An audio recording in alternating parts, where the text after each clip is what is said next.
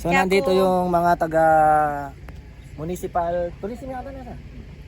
Tourism. So tiningnan nila yung farm natin. Si headed by Sir Rufino Castro Jr. Yan, sila yung mga sa munisipyo natin para parang in-assess na rin, semi-assessment yung farm natin. So para maisali tayo sa mga events sa mga agritourism dito sa If you want to visit RJ Farm, visit RJ Farm, right? Gatchawin, Arayat, Pampanga. So hindi lang mga grapes ang makikita mo dito, meron pa ring mulberry farm. At the same time ginagawa na yung sunflower farm yan. So sa RJ Farm pa rin 'yon.